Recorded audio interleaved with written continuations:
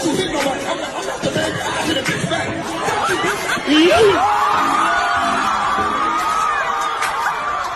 One of the smallest things that I have noticed that irritates me to hell regarding men. And what are we complaining about today about men? Just for the sake of complaining. Is the way that men will call each other brother at any given chance, but you will never hear them calling a woman sister. Some women are just nitpicking now. And I believe that this is so frustrating. Only for those that are jealous. The brotherhood of being a man is so alive and well. This idea of protecting each other, caring for each other, finding friendship in each other, even with strangers. They just have to mildly smile at each other and they'll be like, hey brother, how you doing?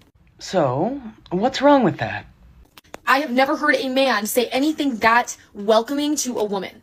Of course. For some, it always comes back to, how can I feel slighted today? Women are seen as inherently sexual objects. Thus, such terms would not go hand in hand, for obvious reasons.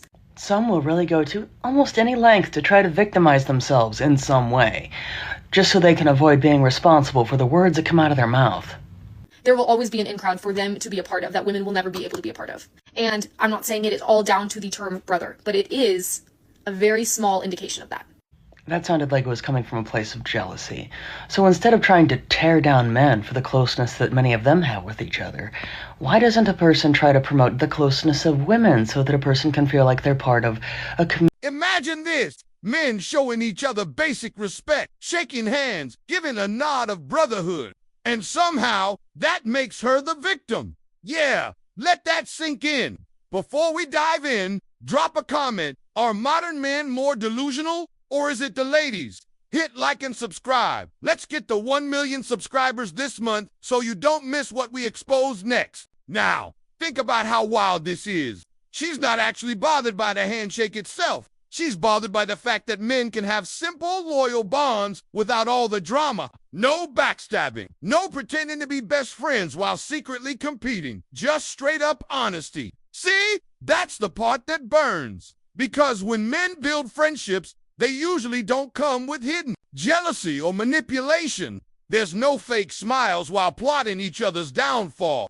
It's just, I got you, bro. And they mean it. So when she looks at that, it feels threatening. Why?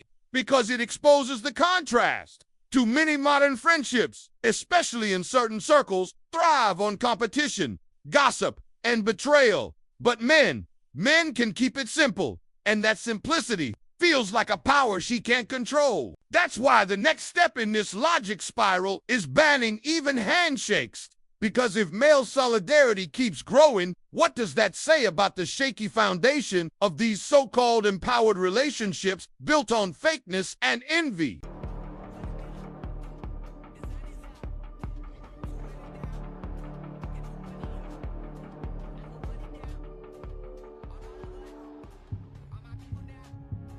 Thought she could put her hands on corn-fed bread without retaliation, and she thought absolutely wrong.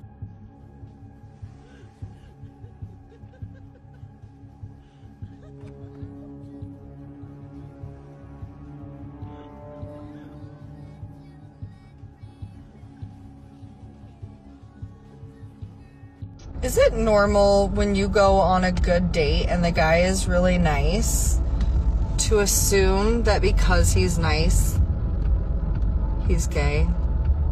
That would be this box right here. This is my relationship chart zones. I simplified this entire area here down to this, so now you have no excuse, you have to get it. What she's saying is when she goes on a date with a guy who has a lot of nice, it doesn't do anything for her. It feels gay. And when she goes on a date with a guy who has a lot of attractive, then it doesn't feel gay. So a lot of guys do these nice things instead of being these attractive things because society told us just be nice, just be yourself. But it doesn't work. Nobody owes you for that. The way that zones works is that these things make her feel attracted to you, and these things make her feel safe with you. So very, very safe, but not very attractive, feels gay. Let's go, get in the car. Let's go, get your stuff. Let's go. Let's go. Let's go, man. Hey, you can't be out here. Hey, can't be out here. Get in the car. You can't be out here.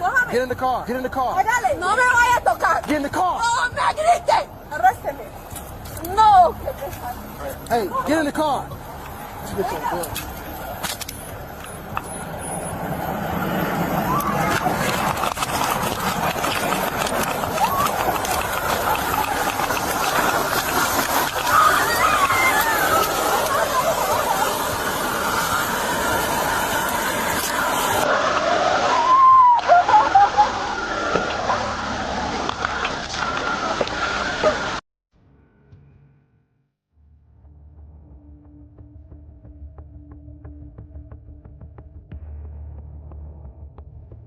POV trying to hype myself up for dates with ugly hinge men because at this point, if I don't have a boyfriend soon, it will become detrimental. You're too fat to be calling men ugly.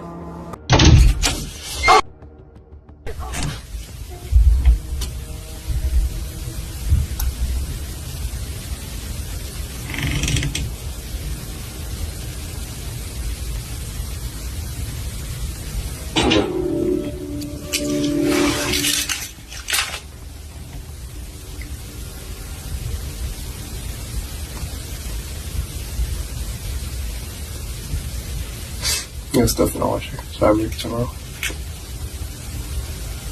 Now you're waking up with me? Why? Because I need to be done. Why?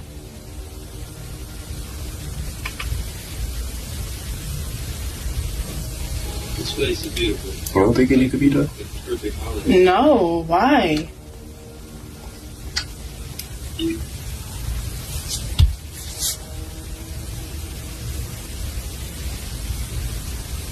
Why?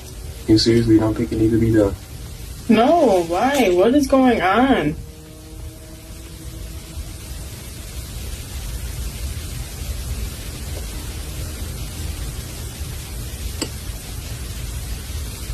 I'm sorry. For what? Can you tell me why you're breaking up with me?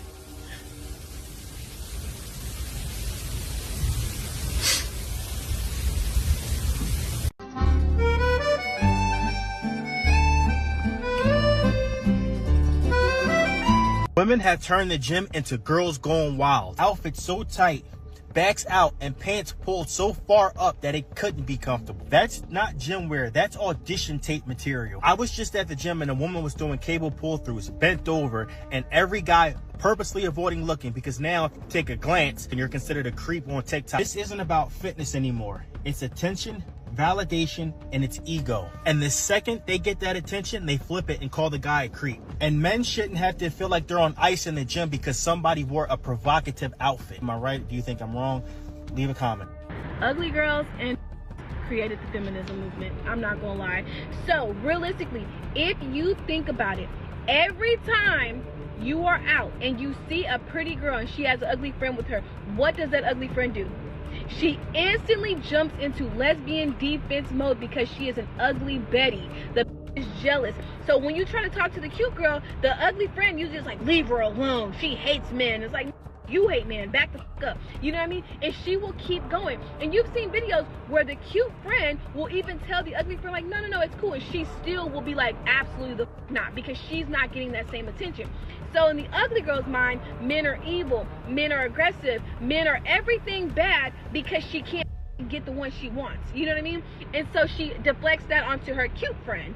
And so then you also have another subcategory. So you have ugly girls, you have built a reputation for themselves. They're sleeping around, they're collecting babies, they're collecting bodies. The just don't stop. And so after they're done living their whole life, now they're coming and looking for a man to save them, and no man is willing to save them. So again, they create the same agenda. Men are evil, men are monsters, men are selfish. No, you are just two unlikable categories, and you are going to attract what you put out, which is bullshit 24/7. So with that being that, it just grew so big with them just constantly projecting that message over and over and over, because can be pretty. So you have girls that are pretty, but they're and so you see them being pretty and hating men, and then another girl jumps on because she's pretty and she hates men. Then you see an ugly girl, she's ugly and she hates men, then another ugly girl jumps on and she's ugly and she hates men, and it just keeps going. And it doesn't fucking make sense, because at the end of the day, everybody wants to compete with men until it's actually time to come down and compete. They don't want to pay their own bills. They don't want to change those tires. That's the thing. Women feel like there is a competition where men don't see us as competition. They don't give a like you can't compete with something where you don't compare. Women realistically don't do it. Like, we cook, we clean, but men can also do that. A man, if he really needed to, he could cook a meal. He could clean a house. A woman, no matter how, I mean, she would have to put some real logic together to change a tire. Like, that's gonna take some work. You know what I mean? I'm pretty sure there's women that can do it, but I for sure am not one. If you take 10 men, they could cook and clean a house. If you take 10 women to change oil or to change a tire, or even to even help you out in the rain, they ain't prepared with an umbrella, There is nothing, and I mean nothing, that stings more than a woman being rejected by a man. Think about it. The whole narrative we've been sold is that women are the choosers. They hold the cards, and men just line up hoping for approval. But when the tables flip, when a man says no thanks, that rejection hits like a sledgehammer. And what happens next? Resentment. Suddenly, men become the enemy. Not because these men did anything cruel, but because they refuse to tolerate bad behavior, entitlement, or unrealistic demands. Here's the darker side. If they can't get what they want, they don't want anyone else to have it either. That's when the sabotage begins. Notice how often single women will undermine married women, mock healthy relationships, or plant seeds of doubt. They'll call her husband controlling, or claim her marriage is secretly miserable. It's not about truth. It's about dragging others down so their own loneliness doesn't look so heavy. That's why the saying goes, single women keep women single, because misery loves company, and nothing exposes someone's unhappiness more than watching another woman succeed at the very thing she claims to deserve, but can't seem to maintain. Niangalie vizuri. Can you maintain me? Can you maintain me? You're not my type. Sorry. I don't even wish to be your type.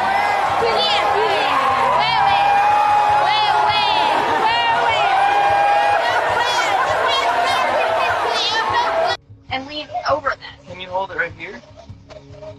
Like, I don't understand what. No, all the weight is going to be pushing that way. So where do I need to stand? How where I had you. I can't lean across that. No. Which way were you going to fall? Forward. Oh, I thought it was pushing you backwards. No. I don't understand what we're trying to do.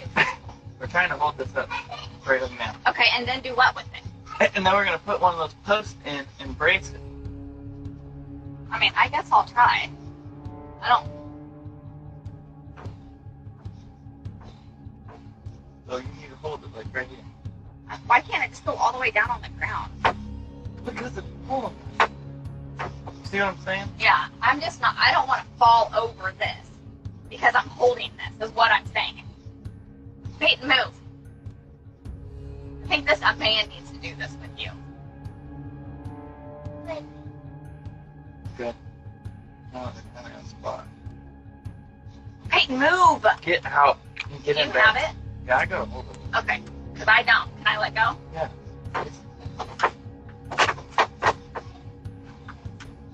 Just get down. Let go. Like, I am too weak to stand there on a ladder and hold that. Isn't she just a ray of sunshine? Watch closely. She didn't even lift a finger to help him. All it would have taken was the smallest effort, just steadying it so it wouldn't tip over. But instead, she stood back, arms crossed, full attitude. Now imagine living with that energy every single day. Every task feels heavier because instead of partnership, you've got resistance. Instead of encouragement, you've got indifference. That's not a relationship. That's slow sabotage of a man's peace. And honestly, best wishes to this brother, because it takes a strong back and an even stronger mind to carry both the weight of life and the constant negativity of someone who refuses to help when it matters most. If you enjoyed this breakdown, trust me, you're going to love the next one. I'll see you there.